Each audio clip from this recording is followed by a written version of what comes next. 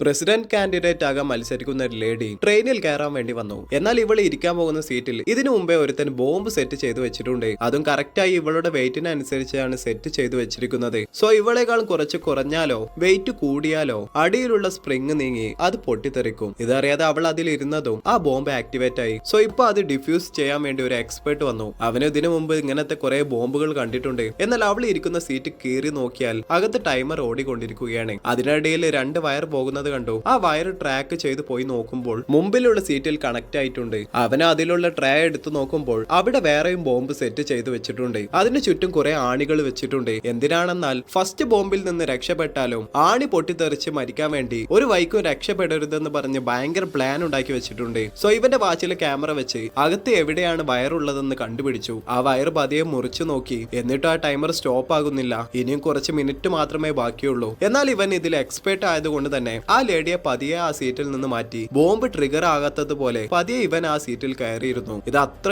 ഈസിയായ ജോലിയല്ല. ഇതിൽ കുറച്ച് മിസ്സായാലും രണ്ടുപേരും പൊട്ടിച്ചിതറും. എന്നാൽ ഇവൻ കറക്റ്റായി ആ ജോലി ചെയ്തു. ഇപ്പൊ അവൻ ആ ലേഡിയോട് സേഫായി പുറത്തു പോകാൻ പറഞ്ഞ് അവൻ അവിടെ ഇരിക്കുകയാണ്. എന്നിട്ട് കൗണ്ട് ഡൗൺ ടൈം കറക്റ്റായി മനസ്സിൽ കാൽക്കുലേറ്റ് ചെയ്തിട്ട് കറക്റ്റായി ടൈമിൽ എണിക്കാൻ വെയിറ്റ് ചെയ്തോണ്ടിരിക്കണേ. അടുത്ത 5 സെക്കൻഡിൽ തന്നെ അത് പൊട്ടിത്തെറിച്ചു. അത് കണ്ടത് ആ ലേഡി പേടിച്ചു പോയി. ഇവളെ രക്ഷിക്കാൻ വന്നവന് എന്ത് പറ്റിയെന്ന് സങ്കടം വരാൻ തുടങ്ങി. എന്നാൽ അവൻ കറക്റ്റായി ആ പൊട്ടിത്തെറിക്കാൻ പോകുന്ന നേരം നോക്കി മുകളിലുള്ള ലഗേജ് റാക്ക് പിടിച്ച് ചെറിയ പരിക്കുകളോടെ രക്ഷപ്പെട്ടിരുന്നു. തിരിച്ചു കണ്ടതിന് ശേഷമാണ് അവൾക്ക് സമാധാനമായത്.